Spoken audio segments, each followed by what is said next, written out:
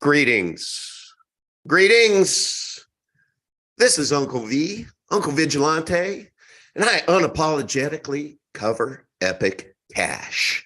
It is the best crypto on the planet. It is BTC's kryptonite. How about that? How about that? Well, while everybody is joining the show, by the way, if you're listening to this later, can you please subscribe, comment? It just helps the algorithm with YouTube to maybe present us to more people. So that's how you can put an oar in the water, and I'd sure appreciate it. Thank you very much. I'm going to share my screen here just because we have some, lately we've just had a lot of creative types submit things, and I thought this was pretty cool that I wanted to share with you. It's only 18 seconds. Let me take the volume down because usually it blows your ears out. Okay, this is just somebody came up with this. How cool.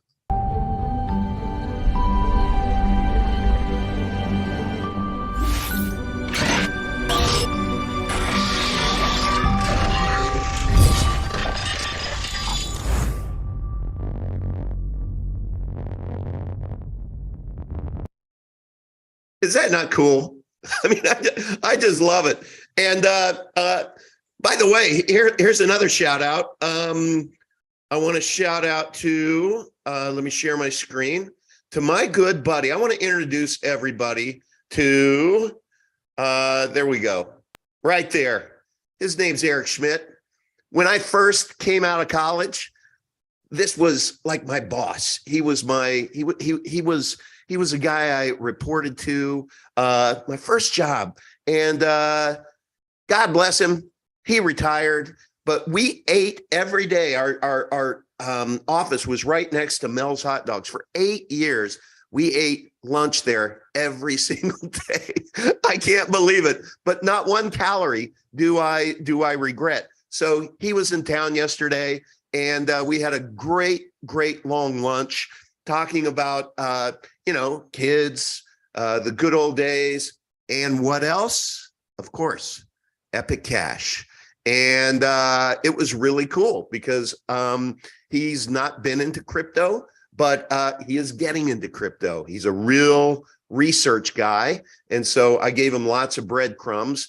But it was really cool. Of course, the first thing that you have to do to be able to buy Epic Cash is you need Bitcoin, right? BTC.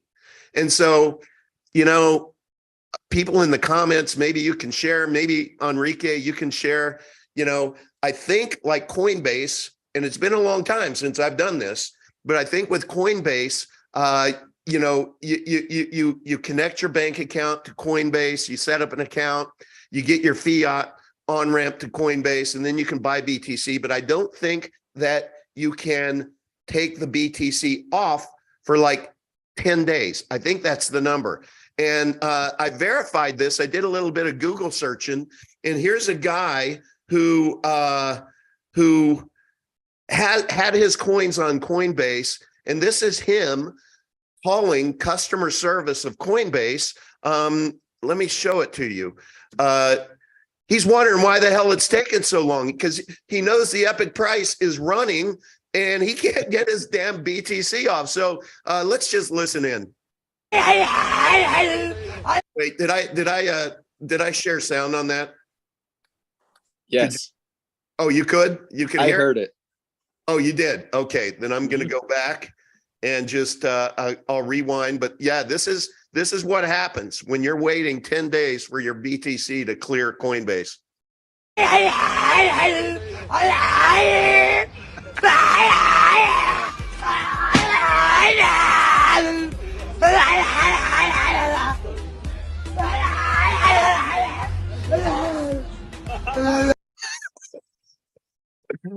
Oh, who has more fun than us? Well, I can tell you who.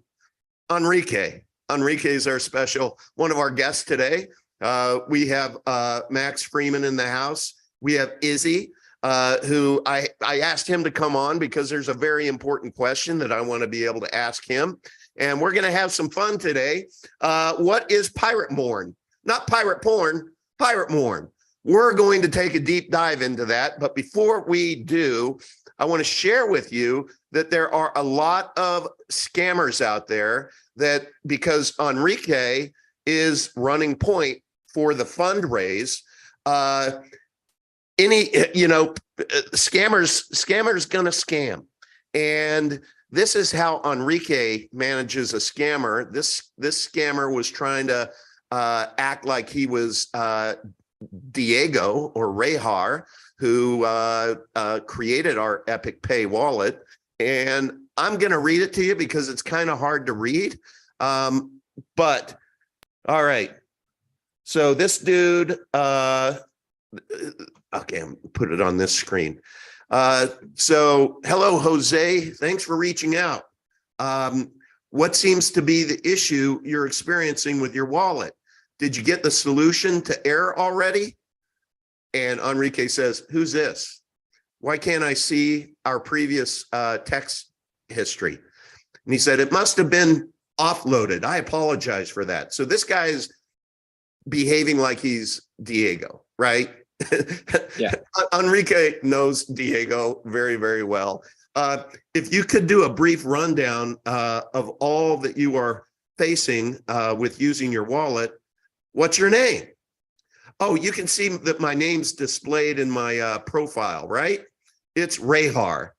What's your first name? Real name? I want to make sure that I'm speaking with Reynaldo. Of course you are. I'm sorry for the mix-up. So you just led the witness, Reynaldo. Of course you are. So now Max has a little different strategy when he deals with these, and I'll share you what he does. He just attaches this and sends it back. Max, nobody's. You know who that is? You know who that is? Who's that? Roger. Roger Ver. Oh, Yeah. Yeah, the founder of Bitcoin Cash. That was right before they sentenced him to anger management classes. That is hilarious. That is hilarious. So let me get out of these. So today, man, so many topics we could discuss, but I kind of did a course correction today. I had a gentleman, Jeff Sakarat, lives in Cambodia. He drank the Kool-Aid like many and most of us did when Pirate Chain came out, and TCV was, or Jeff Berwick was pumping it on his walks and telling people that it was going to go to $50, then $500. And everybody, myself included, dove into that, the shallow end head first. We believed what they were shilling. And then, of course, it went up to $15, like, with it, when Max talks about going vertical, it went up to $15. Of course, all of TCV and Jeff's sell orders were already in place. So that was the ranch pump. So they pickpocketed everybody's on the way down, and then it settled around $4 or whatever. I remember when I exited my position, my basis was 375. And Max, after you went through the exercise with me in my portfolio, the same one we went through with Frank, if everyone has not watched that, you can kind of blow through the first half of it and just get to Max's analysis. It's like must see YouTube. Because it's really, really going to allow you to pragmatically take a look at your portfolio, not be concerned about the past or your entry points. No, that's not how you want to do it right now. I remember, Max, how painful it is, how I went through my own pirate mourn. I was in mourning, seriously, when I sold it at $2. But you were saying don't catch a falling knife, so I sold it at $2. And I believe that Epic Cash was trading at like 18 cents. That's when I first started getting my positions. And then, just wrote it up to where, I think my basis now is probably $1 or so, maybe a little under. Doesn't matter. But right now, Pirate is trading at 40 cents. And so I had a conversation last night with this gentleman just to talk through what we have shared amongst us, and I think a little bit with Frank, but I want to take a little deeper dive, Max and Enrique, if you don't mind, because I think this can be a very good public service announcement for those who are employing hope as a trading strategy. They hope 40 cents goes back up, and I now know that hope is a real shitty business strategy. Usually doesn't work out. So is there anything that is going to keep Pirate, other than it being a use case, its use case as a privacy coin, is there any development going on at all, that would lead us to believe that there's going to be, an upward trend again? My answer is no. I think we took a look at their website. From what I am hearing, there's no development going on. So what is keeping 40 cents from going to 30 to 20 to 10? Enrique, I'd like to ask you the first question. Do crypto assets ever go to zero that were once popular? Yeah, absolutely. And I think we haven't seen not even a hair of how many will go to zero when, the regulatory hammer comes down and that people just stop paying for market making services. And yeah, they'll go to zero. Definitely. Yeah. If you look, You have I to would remember encourage that most people. of the trading that goes on is done by by bots. It's not organic. It's basically wash trading. So a lot of what you see is not organic. It's not real. Yeah, in the case of Pirate, the Pirate organization, whoever's behind that, we don't know exactly who that is, but there is somebody that is sticking quarters into the video game machine constantly to feed that market making beast. You can see on the exchanges where they're listed. Actually, let me just see here. So they are on TradeOgre and KuCoin and CoinX and Gate.io and FMFW.io and HitBTC. And so in each of those, there has to be a market maker putting their capital out there to be able to buy or sell if somebody wants the other side of the trade. And that needs to be sustained. If that's not there, then you don't see, like right now I'm looking at TradeOgre and KuCoin have a 0.2 and 0.3% spread for their most liquid pairs. Now in our case, it's like 15% or something most of the time, 20. If we get down to a 10% spread, that's awesome. Now maybe when we're a little bit more mature, that might be 4% or 5% or 3 or 6 or 2 or something. But to get it that tight, 0.2%, 0.3%, that means pros are there doing it. We don't have time today and I'm not prepared, but I could go through and show you based on the volume bars of the history of Pirate, the ratio of their volume and the timing of pumps and so on. I remember in the very early years when our market cap was half nothing and theirs was billions of dollars. I was like, okay, maybe there's really something behind this. And they just have that magic formula. I think they had 16,000 people in their main Telegram and we had 800 or something. Huge head start. And I, not to say I was worried, but I do pay attention to what others are doing and want to learn from it. And I said, okay, maybe those guys have the right formula. But then I realized one time I was looking at their volume and their chart mechanics. And I said, wait a minute, this is entirely artificial. I just remember pulling it up one day and it was completely manipulated. It was just whenever you see like nature doesn't do stuff in straight lines and 90-degree angles for the most part, it just doesn't. And so when you see some completely artificial pattern, then you go, okay, this is not market driven. Right.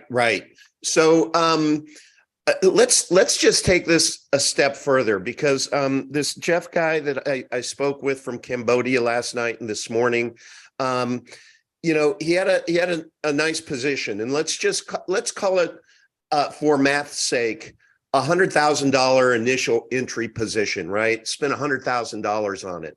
Let's go through the math pragmatically, Max, on, okay, it's retraced from, let's say his entry point was $5. It's retraced now to 40 cents. It's trading. So to be able to just take that punch in the gut and actually exit it, I mean, that's the pirate mourn I'm talking about, because it's a real thing. You mourn it because you're thinking about what you once had, what you have now. Can we just walk through what he converts it now? And then if he invests that in Epic, what would Epic have to do to make up his 100,000? This is going to blow people's minds. Like, I mean, we need some visualizers or infographics or tools or something, just so it's absolutely clear.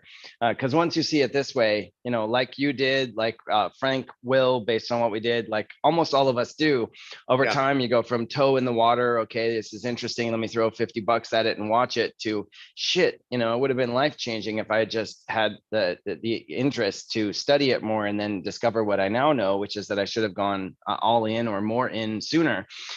So what we have here, we just you said you guesstimated that he probably threw in 100 grand at $5 at an average cost basis. So he has 100 grand of sunk cost. That's his emotional number that he's thinking about. But the reality is that he has, if he has 20,000 coins, and again, we don't know that's the number, but it also kind of doesn't matter. He has about $8,200 worth of value today. The market doesn't care what his cost basis is. The market only cares what the potential future value of Pirate is, which has to do with development and what it can be used for, and the tokenomics and so on. So that person right now with that $8,200 of value could get just under 10,000 Epic coins at today's price. So they could have 9,986 Epic coins. Where are we tonight? N3. So what we're doing is we're saying, I put other assets here to demonstrate the potential of where we could go and what that turns out to. So we'll take it through one by one. So he could have 10,000 Epic coins. Now, if we get to the market cap of Pirate Chain, that's what 003 is. So if we get to $80 million market cap from 13, so we just get to the same level of market traction Pirate has, then his $8,200 becomes $50,000. All right. Now we've already been to $7, so that's only 70% of the way of where we got to 15 months ago when we had hardly anything. So in order for Pirate to get back to his cost basis, let's see, he has 100,000 in, he has 8,000 today. Pirate would have to go back up to $5 to get him there. What I also did is I said, okay, if you had Monero, if you had $8 or $8,200 worth of Monero, you could have 52.2 Monero coins. And if Epic goes to the value or to the market cap of Monero, these 10,000 Epic coins can be 1.8 million. So when we get to Pirate Chain market cap, that gets him halfway back to his cost basis, 50,000. But when we get to Monero level, his 100 grand in would be 1.8 million. When we get to Litecoin value, it would be 4.2 million.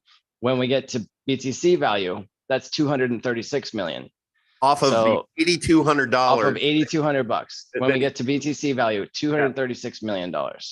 Yeah. So in order for Monero to produce that same like 8 grand to 1.8 million return, Monero would have to go from $180 to 34,000 a coin.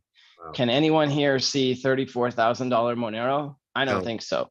Can anyone see $48,000 Litecoin off of $93? No way. Is BTC going to $682 million a coin? Absolutely not. So, man, I hope people rewind this and watch this part again and again and again and again. You know what I'm going to ask, Max? or Enrique, if maybe you drop this, just the spreadsheet to where people can just plug in their own portfolio, that would be very, very cool. To be able to have something that's dynamic like this for people to do their own work, because I think literally it's the most important thing people can think about. Speaking of, It's in ambassadors. Okay, thank you. So that is t.me / is it Epic Cash ambassadors. ambassadors? Okay, thank you. So Enrique, we were talking before the show about entry points. And what are your feelings about entry points? You were a trader for 2 years. That's how you made your living. Yes, correct. And so educate us a little on entry points. Well, the entry point that I used to focus on was always, my entry point of the price of an asset in US dollars. If I bought a coin at $2 per coin, that would be my entry point for that trade. And based on that entry point, you calculate your unrealized or realized profit or loss. And that matters, in my opinion, if you're looking at it through dollar terms. How many dollars are my coins worth, and am I in profit or am I at loss? But I think that that's when you're trading, or when you're investing. But when you really look at it, or when I think about Epic for what it is, I wouldn't recommend for him to think about, what does Epic need to do for me to recuperate the, $100,000 that I put in. But really, the important thing is to look at why Epic is important and why it's useful to you, and that's at least how I look at it now. I no longer look at it as, oh, how many dollars will I be able to make in the, in the future, or will I do a 20x on my portfolio again, or whatever. I'm looking at it because I see how useful it will be. And that's, to me, the most important thing right now. So the entry point, if you're looking at it from dollars standpoint, that's good. But, the way I look at it is there's 21 million coins that will ever be issued. Yep. And that's it. Right. So yeah. I like how Max talks about it as not coins, but think of it as real estate. And that real estate, and Max, Eric actually brought this up during lunch yesterday, and I know you answered it with Frank from Australia, but it kind of breaks people's brains to say, well, how can this possibly be a world reserve currency if there's only 21 million? I know you've answered it before, but I just like the reinforcement of the answer. Yeah, so each coin can be subdivided into 100 million subunits.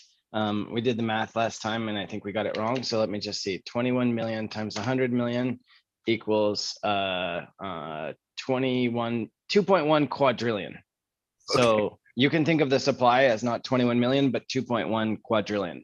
Now, right. if 2.1, and remember, each one of those 2.1 quadrillion can be $10,000 if right. we want to. Yeah. It's completely arbitrary. If you have a 1 foot long ruler and you put the notches 1 millimeter apart, or 0.1 millimeters apart, or 1 centimeter apart, like you still have the same 12-inch ruler. There can only be one pie. The overall economic pie, the amount of wealth in the world, is 100%, no matter how many slices that pie gets cut into. So usually people think about it as, well, if I had 21 million actual physical coins that couldn't be subdivided, then that wouldn't be enough.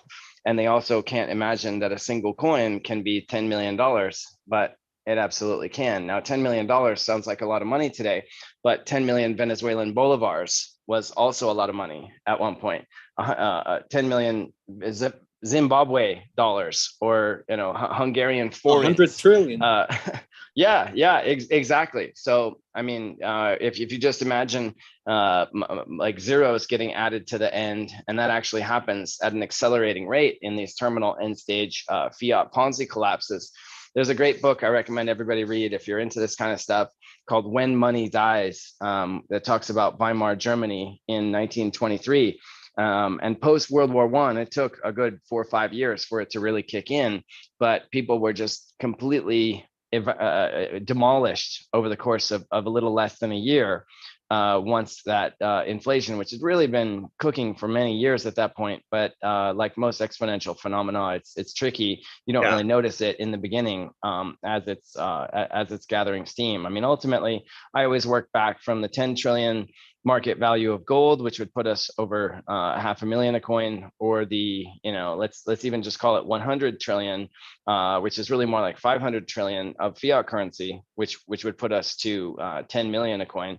And that's before EUSD and the impacts of people locking up their supply to issue loans against it, which shrinks the supply even further, and all the other stuff that we can do to make Epic more valuable, because Epic is not just Epic, as Monero and Pirate Chain and Litecoin are just kind of standalone niche phenomena or curiosities. Epic is that key ingredient of scarcity that makes our whole recipe work. And so all the other subway map assets that come, just like if you're an Epic owner, ECR is going to be a pleasant bonus for you. If you own Epic, you'll get ECK. Pretty much all the future stuff is being built for the benefit of Epic holders. So it'll be the gift that keeps on giving. Can you do me a favor? I'm sure you have access to it, but can you pull up the subway map? It's been a while since we've actually looked at it, but we have a lot of new holders, and there are people who are getting interested. So when we talk about Epic Cash, without going back and watching all 500 hours that I've created, this will give you just a little bit of insight to what you can call it a roadmap. We call it a subway map, but all of this is the future. But the key, the foundation, is Epic Cash. Yeah, there you go. Mm-hmm. And so if you would just kind of, you don't have to go through everything, but just kind of, for somebody who doesn't, like for my friend Eric, who's going to be watching this, explain this to him and why Epic Cash is so important as the fundamental asset. All right, so it starts here with Epic. That's where it all began. That network began in September, on September 2nd, 2019. Epic is designed to be a superlative store of value, better than anything else, better than gold, better than Bitcoin Core, better than Swiss francs or US dollar or anything like that. Why? Simple scarcity, 21 million versus other supply that's greater, and then factor utility in there. Epic will tend to grow your purchasing power over time. And part of how it does that. Stop right there. Because Eric was showing me his portfolio, and he had one stock that had an impressive 15% increase yesterday. Let's just say you get 15% return on an investment during the year. Can you just educate us real quick? Because you said the magic words, purchasing power. What happens to the purchasing power in your estimation each year? If you invested $1,000 and it increased to by 15%, isn't that kind of a wash because your purchasing power is going down every year by 15%? Well, so in 2007, before or during the great financial crisis, the last time the banksters blew up our economy and picked our pockets, the US M1 money supply was 1.4 trillion. So if you go back all the way to 1787 to 2007, it took 200 plus years to get the first trillion of Federal Reserve note supply to come out. And then from 2007 to 2020, the beginning of the pandemic, it, what is that, tripled? So the pie got cut into 3 slices instead of 1. And because the measuring stick of your currency is getting shorter, it takes more units of that currency. I used to be 5'9", now I'm 7'11" because the ruler has shrunk. That's what we're seeing. But then it went into hyperdrive. So February 2020 was 4 trillion. And then, oh my God, scary virus. Let's take it up to 20 trillion. Jeez. So that's why we're seeing $6 gas and prices through the roof on everything. It's just simply because so many more currency units have been created. And so if you're earning 15% on your stocks, you haven't been keeping up with inflation over the past 3 years, and you sure as hell haven't been keeping up over the past 5. So you're on a treadmill and you're running at a constant rate, but the belt underneath you is moving faster and faster. So eventually you fall off the back. Okay, thank you. Sorry, I digress. Go back to the subway map, because it's just purchasing power is what we should be thinking of, and Epic Cash allows us to be able to protect purchasing power. Yep, exactly. So let's say you take your sweetheart to dinner on Valentine's Day and it's $100. Right now at today's price, that is 125 Epic coins, more or less. Yep. So to buy that dinner is 125 Epic coins. Now, how much was that last year? Last year it was 375 Epic coins. So your cost of that dinner went down by 2/3 because you're denominating your life, you're holding your wealth in Epic. How much in Epic was that the year before? Our yearly low in 2021 was 12 cents. So that would be what, like 700, 800 coins. So the price of that dinner went from 800 coins down to 375 coins, down to 125 coins. Wow, life is getting expensive for you guys, but it's getting cheaper for me. This is awesome. Then you go back to 2020 when we were ½ cent. It would have taken 20,000 Epic coins for that $100 dinner. So the price of that dinner used to be 20,000 in 2020. Then it went to 800. Then it went to 375. Now it's 100. So you've had a 99.5% decrease in the price of that Valentine's dinner if you held your wealth in Epic during that time. In the 120, what would that have been? How many Epic at our all-time high, which I think, PS, we're going to. 14. 14 15, Epic, right? 15, yeah. Right. Yeah, okay. So imagine a product that used to cost $200,000 that now costs 15 in 3 years. Yeah. That's the power of the scarcity. Now, the problem with that is one man's bug, or one man's feature is another man's bug, is that if you want to denominate a long-term contract, let's say a mortgage, a lease, anything that extends over a period of time. Okay, short-term today, the price can go down, it can go up. Somebody is going to be unhappy no matter how it shakes out in that equation. So what you also need, if you look here in the middle, this EUSD is a crypto dollar. We don't like to use the phrase algorithmic stablecoin because that gives it a bad name. Most of those things blow up, but it is a token that is designed to be stable at $1 worth of purchasing worth of Epic value that you can get out of it. And it does use an algorithm to stabilize. So call it an algorithmic stablecoin if you want. We prefer the term crypto dollar. The way that works is if you have E1, which is the wrapped version of Epic, that's down here to the left, you use the EXPL cross protocol interoperability layer to wrap your Epic into E1 tokens. So you need, just like salt, you need sodium and a sodium atom and a chlorine atom to make NaCl, or water, you need 2 hydrogens and 1 oxygen. You need Epic plus you need ECR to plug into the EXPL wrapping service. That creates the E1 token. And if you have E1, then you can plug into smart contract blockchains such as Ethereum or Binance Smart Chain or Avalanche or any one of dozens of them that we'll ultimately cover. And if you have Epic and you wrap it into E1, then you can make EUSD and issue a loan to yourself. Now you can also use. And that's really important because Eric he was like, I just don't get it, Todd. I just don't get how am I going to get money out of it? if it does appreciate, I talked to him about the Bank of Eric, but why don't you explain that? I mean, where are we going to off ramp that? I mean, nobody that I know of takes EUSD now.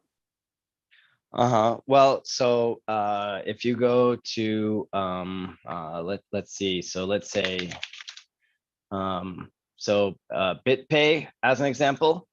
Okay. BitPay. Oops, the hell, stop with this. BitPay. Oh wow, looks like they got bought by Circle.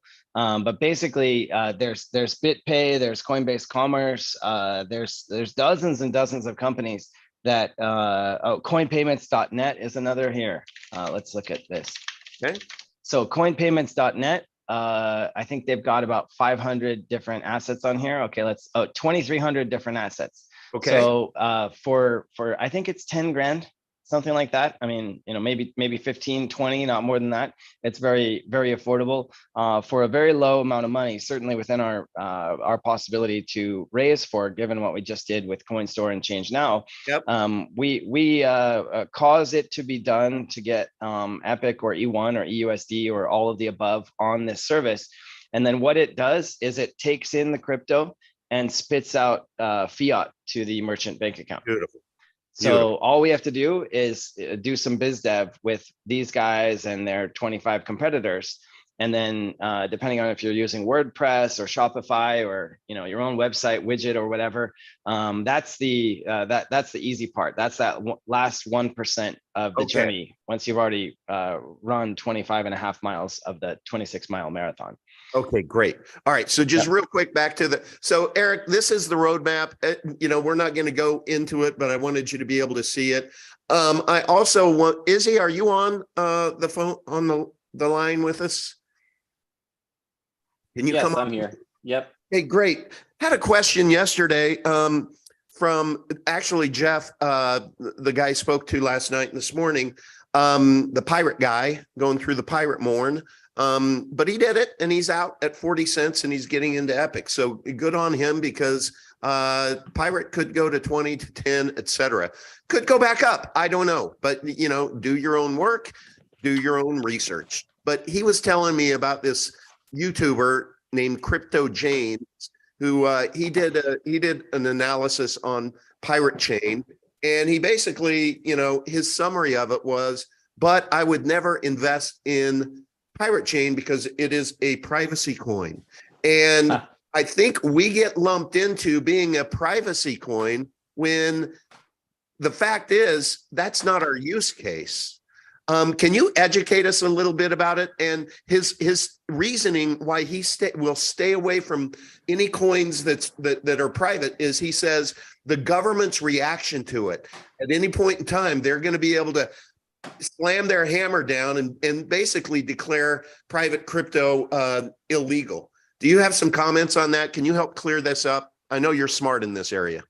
Well, I have studied it a bit, and I've also written many research papers in the process of earning my Master's of Science in IT Management, with a focus in information assurance and digital forensics.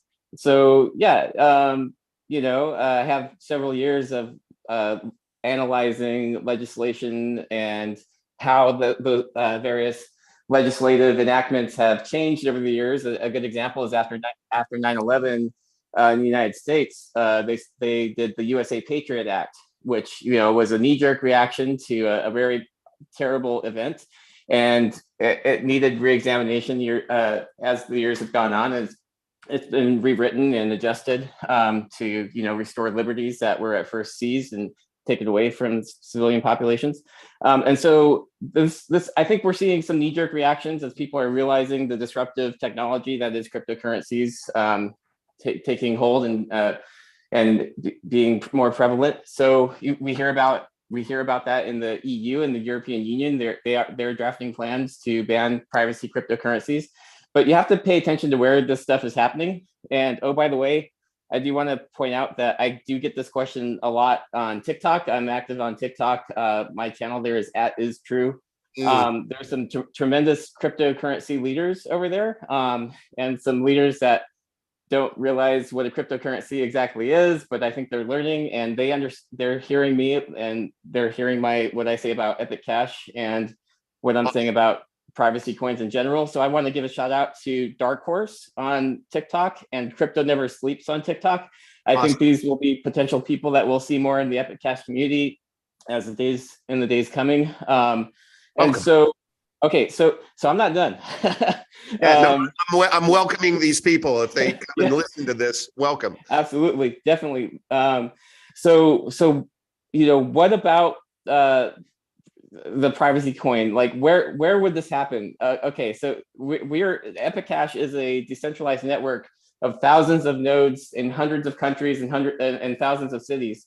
So just because the entirety of the European Union somehow gets away with banning personal rights to privacy, the network continues all over the world. So that may, in the near term, in a short term kind of way, affect some people geographically. But eventually, I would expect people with backbone to stand up for their rights, because not just in the United States do we have constitutional rights, but there's other places that have similar laws of the land that say, you know what, people have a right to protection against illegal search and seizure. In the United States, that's the Fourth Amendment.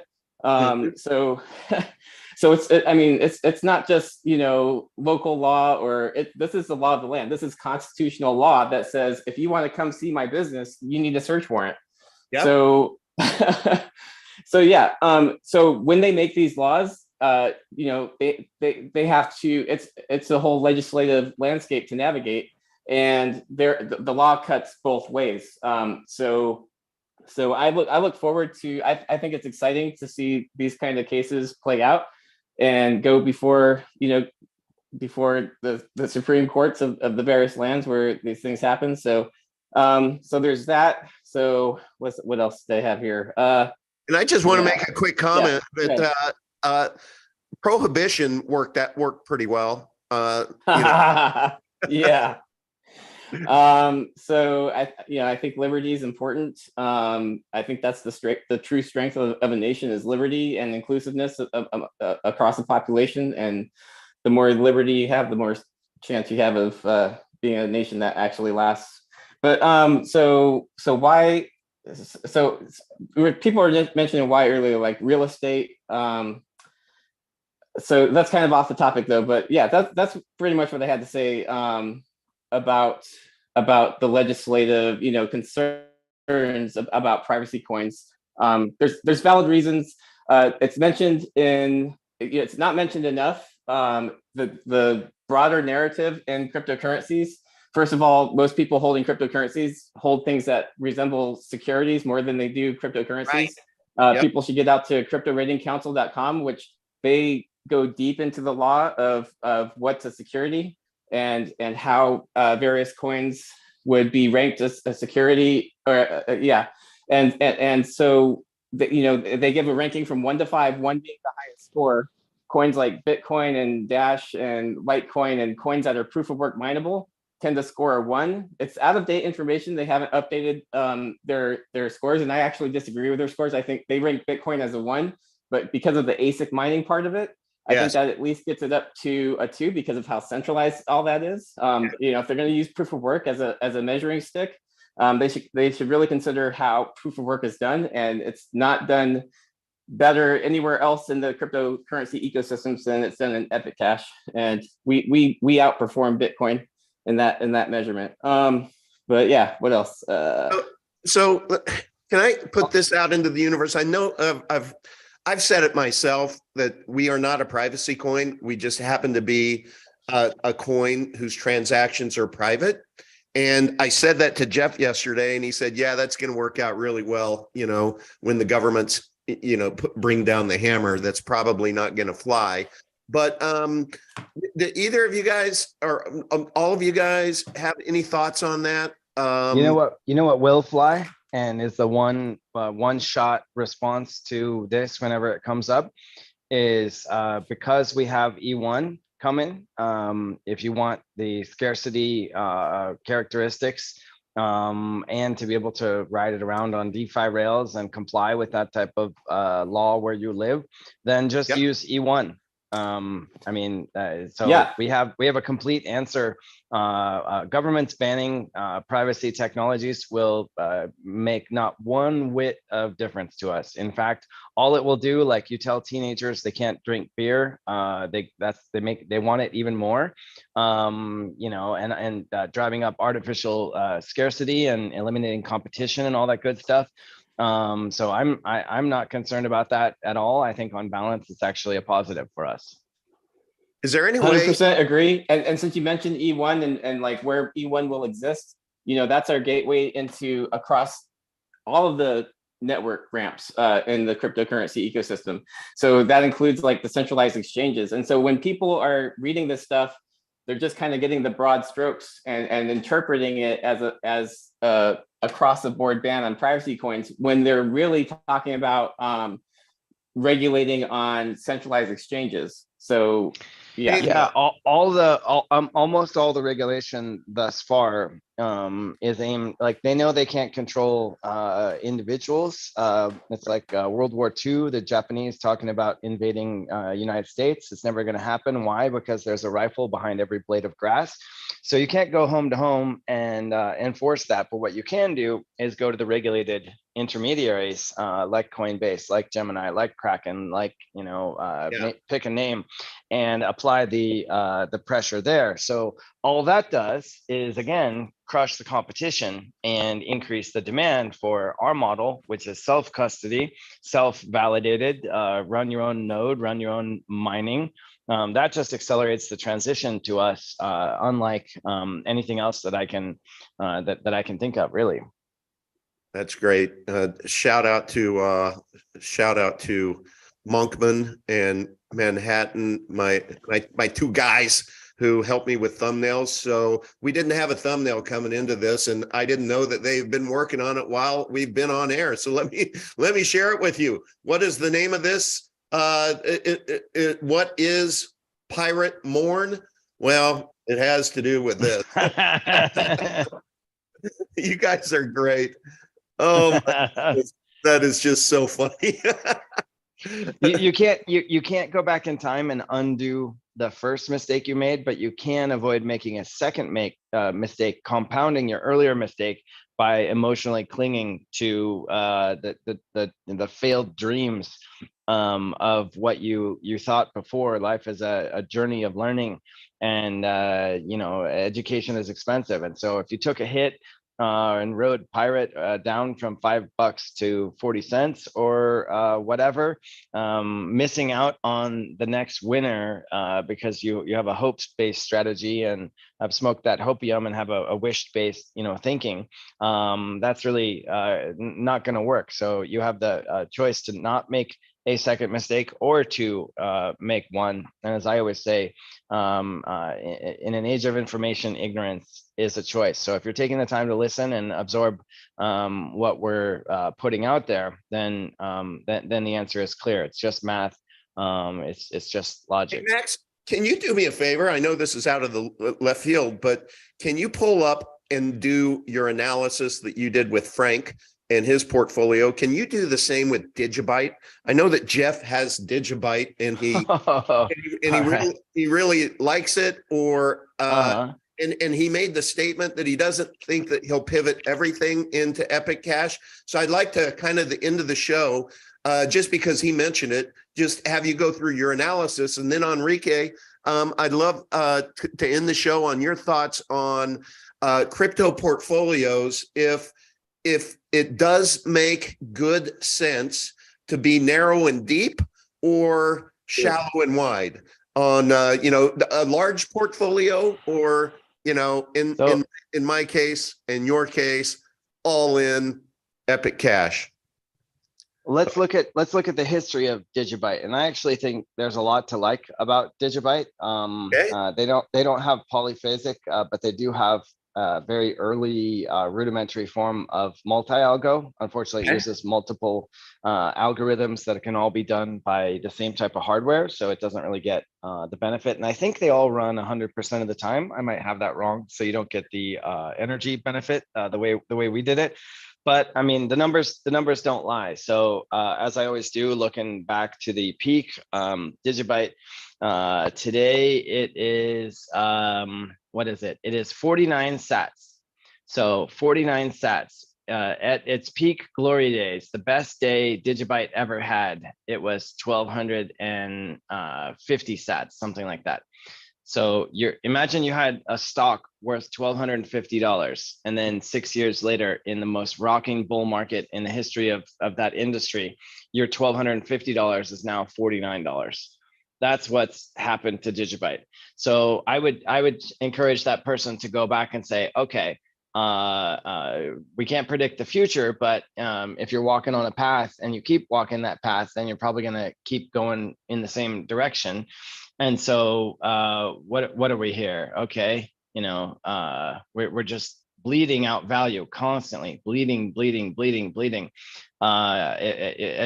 we had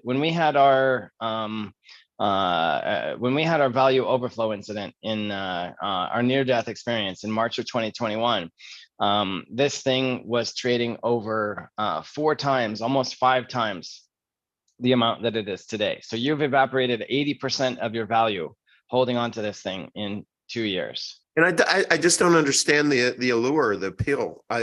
Because to me, I take a look at this and I'm like, it looks better. Yeah. Well, I mean, it's deceiving, because if you look at dollars, as he probably is, wow, I remember, back when it was here, like, I could just catch that again. So the dollar figure is quite a bit different. If you look in dollars, it looks like, okay, it goes up, it goes down. Maybe I'm just going to catch it at this next wave. He's probably thinking, okay, well, at today's dollar price at 1.2 cents, I remember back in 2020 when it was 1.2 cents. And then all of a sudden it was 12 cents. So I just need to wait for my next 10x, and then I'm going to get out. But what's happening here is steadily you're bleeding against the real metric that matters, which is the gold standard benchmark of scarcity, formerly BTC, now us. We're working on a section for Edna. If you go to explorer.epic.tech, our version of St. Louis Fred is the epicenter data and network analytics. And we're going to have a chart service like this that shows other assets as expressed in Epic.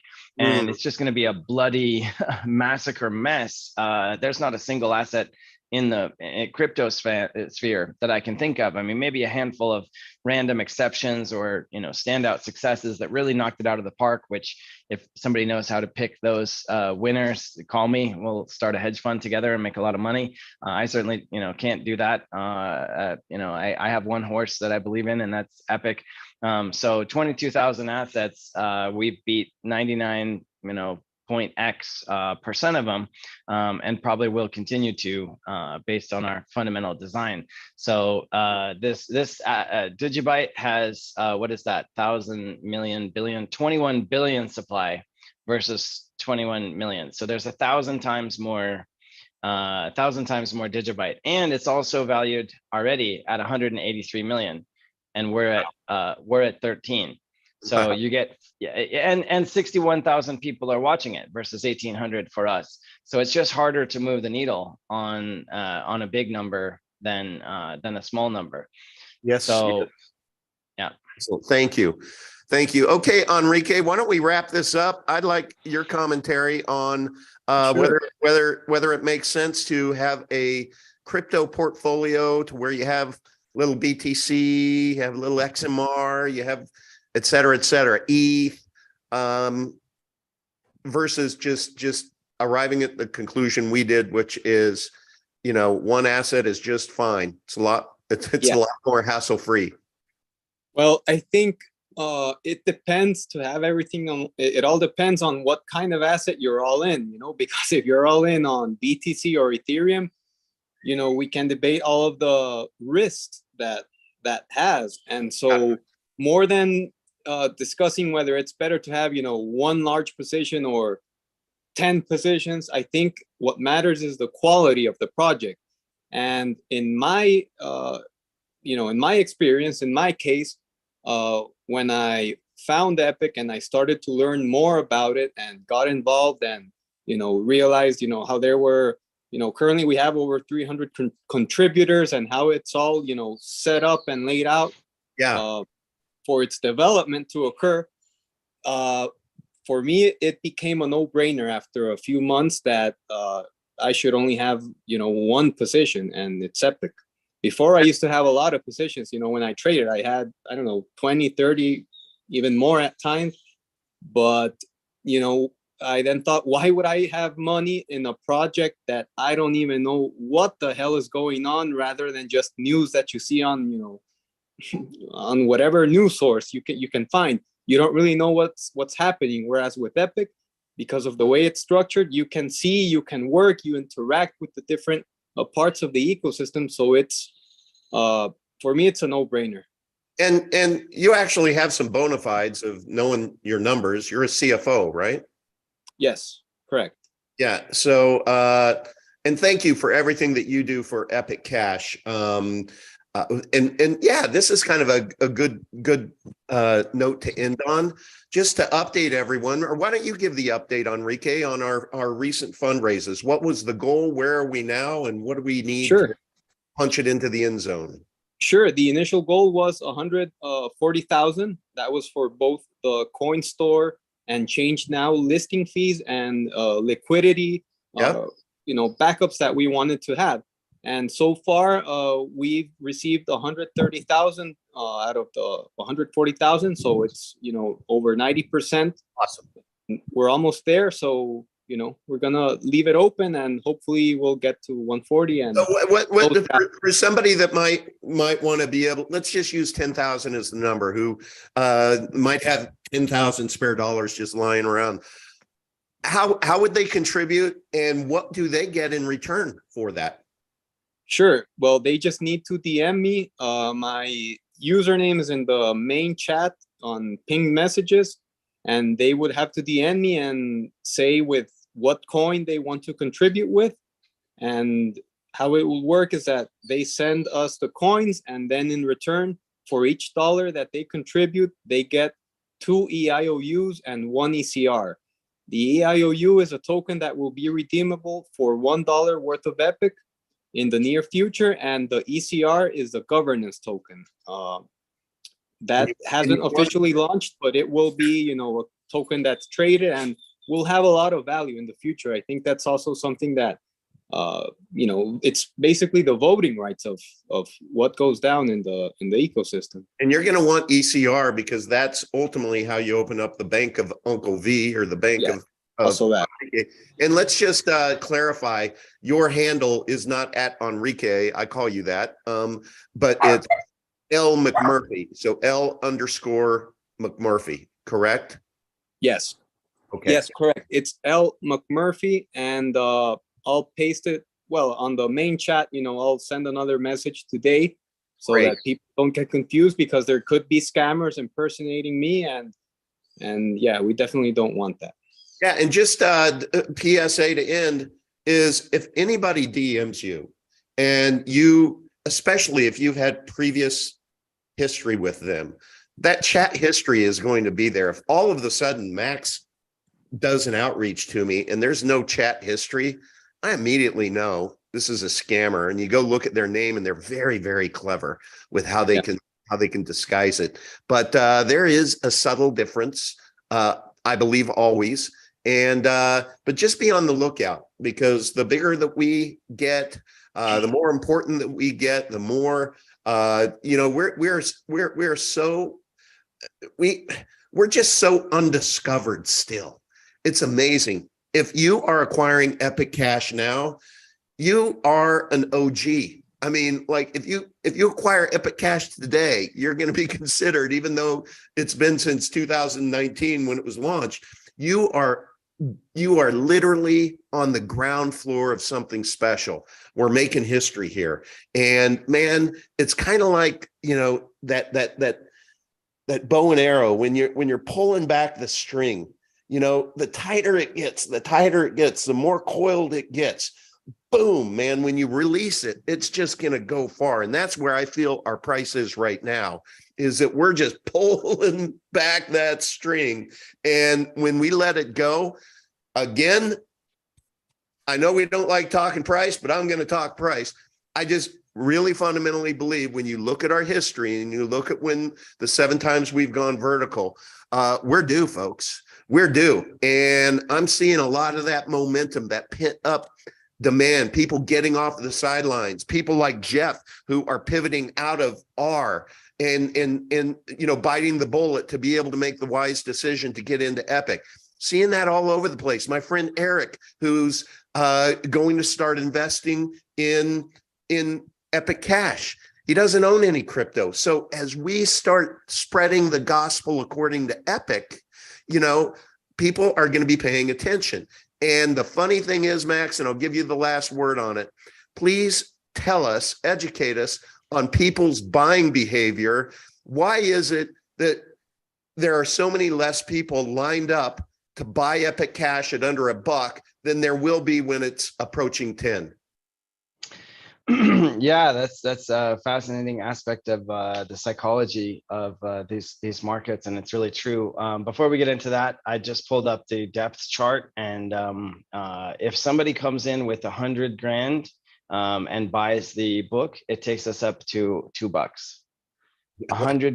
100 grand is what is that? A little over 0.5% of our market cap. Imagine the supply and demand imbalance being that sensitive, that a 0.5% movement causes 100% spike. And everybody, you know what your own personal balance is, and you look at it, and it's been pretty impressive this last week, seeing it go up, approaching $1. You know, imagine then, boom, like that. That's why I always say, get off the freaking sidelines. You don't put in those stupid stink bids. You know, don't suppress the market, because a rising tide lifts all ships. You start looking at your portfolio differently when people are acquiring instead of just sitting on the sidelines. So if you want your entire bag to go up more, go buy some more Epic. All right. Yeah, so the reason that happens is so right now there are orders in. Okay, that's really a stink bid. So there's 300,000. There's orders for 300,000 coins in. Kind of a low baller. So I'm going to exclude those. I'm going to exclude those. No matter how you slice it, there's demand for hundreds of thousands of coins. So if you really need to sell and you're getting a car accident or some emergency and you need to liquidate, you can find a buyer.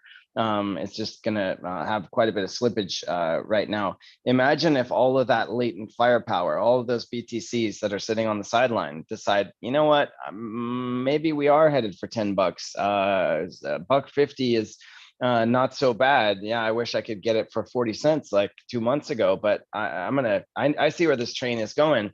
Shut up and take my money. And so the reason that we've gapped up and gone vertical, not once, twice, all the way, but 7 times in our brief history, is that's actually what we saw in BTC over the first 12 years. The top 10 trading days out of over 4,000 accounted for 90+% of the gross return. So yeah, it feels bad to buy in and then it goes down. I think SGT report and some of the people, you know, I remember a cost basis of 60, 70 cents or something, and then we went to 40 and 30, and they go a little lukewarm. Oh, this thing isn't really working out. My wife is mad at me for being dumb. Like, you know, I should have bought Tesla stock instead. I'd only be down 20%, but I'm down 50% with this random micro cap nobody's ever heard of. Maybe it is going to zero and the FUDsters are right. But then when they're in profit and we call up a guy like that and say, hey, you're up 50% on your investment. You bought in at 70 cents. Now we're at $1. Then we do another video. We get 33,000 more views. We get 1 or 2 more Sky Kings who are listening to come in and help out. Yep. And then it's whole new territory. I mean, fundamentally, if you look at this as real estate and you evaluate it on a price per square foot basis, there's an apartment complex at the University of Crypto campus. There's a dormitory called Monero. There's a dormitory called Litecoin, a dormitory called Pirate Chain, one called BTC. You can live in any of these dorms. They're basically still providing that residential space service. And the other dorms are costing hundreds of or thousands of times more imagine that, you could pay your rent at a student apartment in the Monero dorm for $1,000 a month, and it's $20 a month for Epic or something. All it takes is for people to know that it exists, number one, which has been a challenge, and we do better and better every day, but also be able to get in the door and be able to buy. If they only take Saudi Arabian riyals, and you want to pay in dollars or pesos, then effectively that's blocked off to you. So we need the conversion. That's where Change Now and CoinStore and places like that really come in. So when we tick off those boxes, the demand for student housing will ensure that the price pretty much goes to a parity for that use case. Yeah. And ultimately, I look forward. I look to the world wants to store value in an open, public, permissionless blockchain that is decentralized, that's borderless, that's neutral. That's all those good things that BTC used to be. And the best exemplar market leader of that is currently valued at $450 billion. And so when we, just as DVD supplanted CD-ROM for shiny disk storage format back 20 years ago, when we get to their level, that puts us at right around $30,000 a coin. So all we have to do is get to the market share of the incumbent leader, and that takes us to 29,000. I'm not aware of any other, even a lottery ticket. I mean, like if you buy $8,200 worth of lottery tickets, you're not going to end up with $238 million. You're going to end up with probably $500 or something, depending on what the programming of the lottery is. But here, your $8,200 is probably not going to be that much less. Why? Because we're at 80 something cents now. Last year was 32 cents. The year before that was 12. The year before that was half a cent. So our best days are ahead of us, not behind us. The trend is clear. And if you have $250 million of profit potential on the table for an $8,000 investment, you got to really ask yourself, why do I own any other assets, and how many of them do I need? So if you have a steady income and you have a stable budget and you have 3 months of runway, should your income get interrupted, then anything above that is probably a waste. If you have term life insurance, if you have stocks, if you have bonds, especially bonds, or God forbid bank CDs, or any of these things that are not keeping up with inflation and are going to face bail-ins, negative interest rates, all these bad things that are coming with CBDC. Do you really want to stay as a frog in the pot when the water is clearly getting hotter? Or jump out to a nicer place? And so I believe perfume should not announce itself. It should wait to be discovered. And here, we can't force people into it. They have to get there in their own time. But if you're here and you're listening and you have Digibyte, or you have Pirate Chain, or Monero, or Litecoin, or BTC, or Tether, or dollars, or euros, or almost anything else, if you do this analysis like we did for Eric, and like we did for Frankie B and for you, if you do that same analysis and after 20 minutes, it's not blindingly obvious that you should probably drop what you're doing and go and sell those things to buy more Epic, then ping free you and ask for help, or talk to an admin or a mod, or come on the show and let's review it together.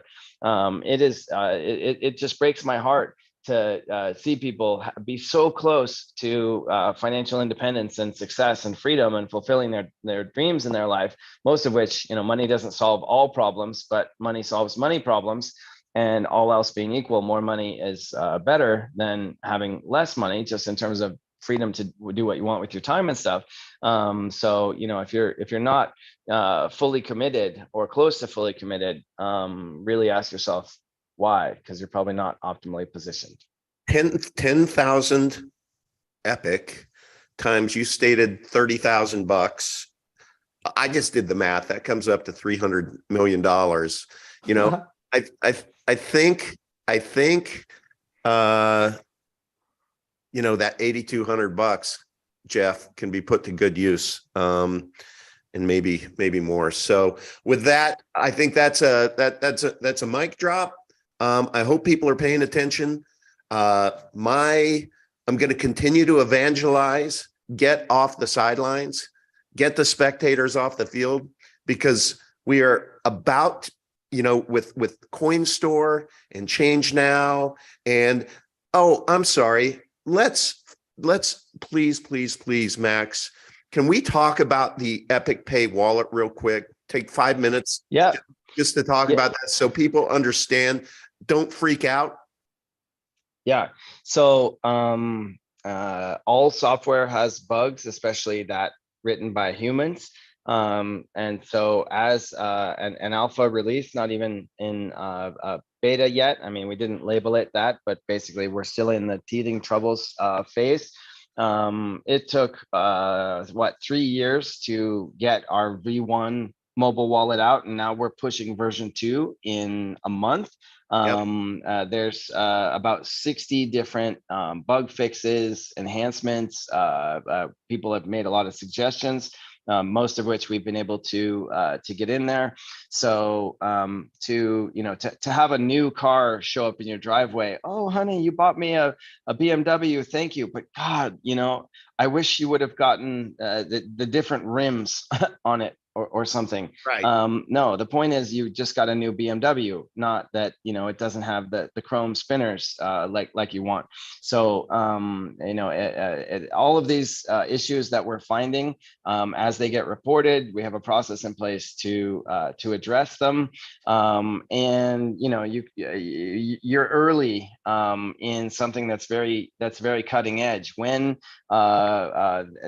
we can handle millions of people a day and there are no issues, I guarantee you Epic will not be 82 cents a coin. Right. We'll probably be beyond BTC at that point. I was benchmarking Cash App and PayPal, which owns Venmo, earlier today, and looking at their terms of service. And you can't do this, you can't do that. You have to be 18. You have to have this identity document. You have to allow them to marketing spam you. They can take money out of your account 180 days later. Blah blah blah blah blah. There's all this Orwellian, horrible stuff that is going on those two platforms. And yet PayPal is worth 100 billion, and Block Inc., the owners of Cash App, which only works in the US for adults and very, very limited use case, that's worth 50 billion too. So what we've got here can easily be trillions, and we're 10 million bucks today.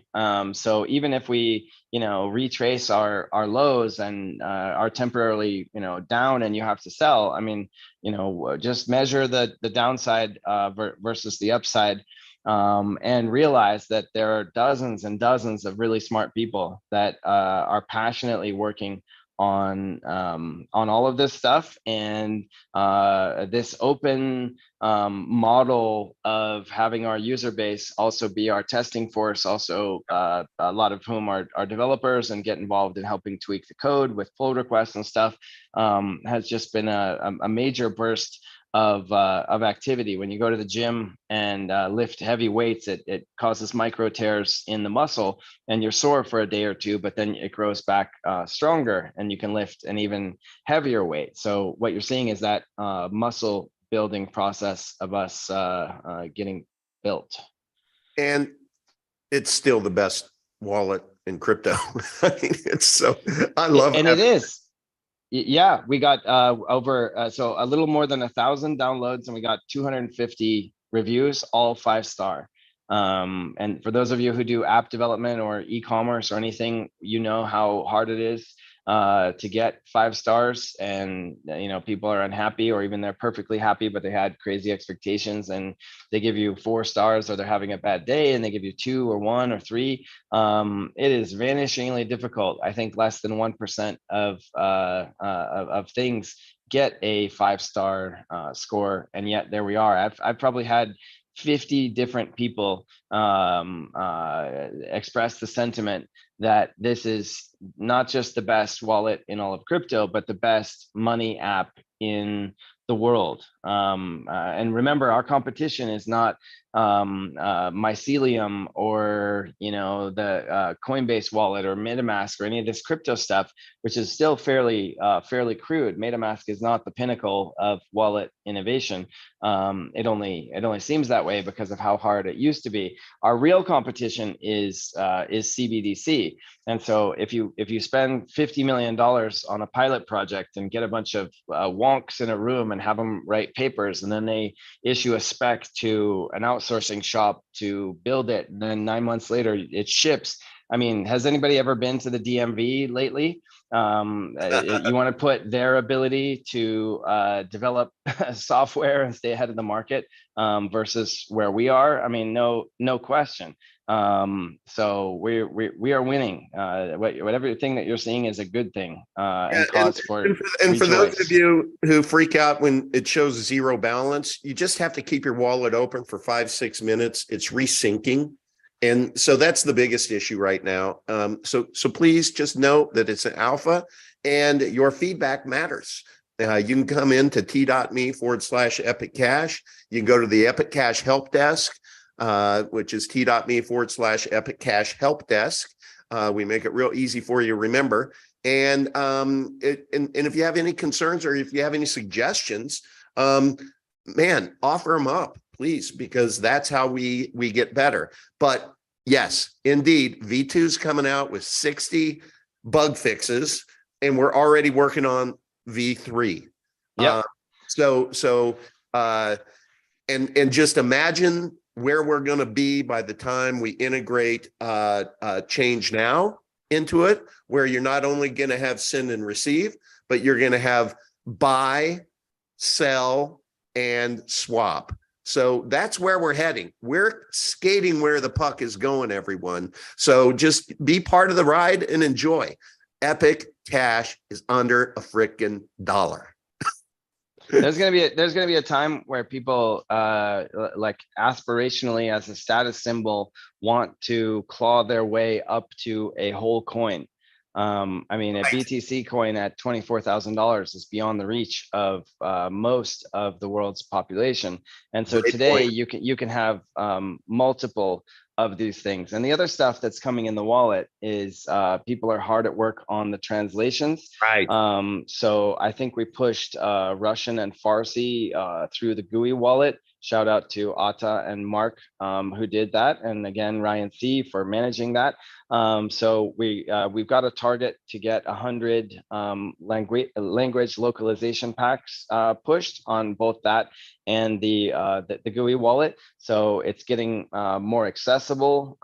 Also features that have been requested as far as like notifications or reducing the pain points around having the wallet open and knowing who a payment is from, and export CSV so that you can get it into your accounting software, and business tools. I mean, really what we have is not just an app.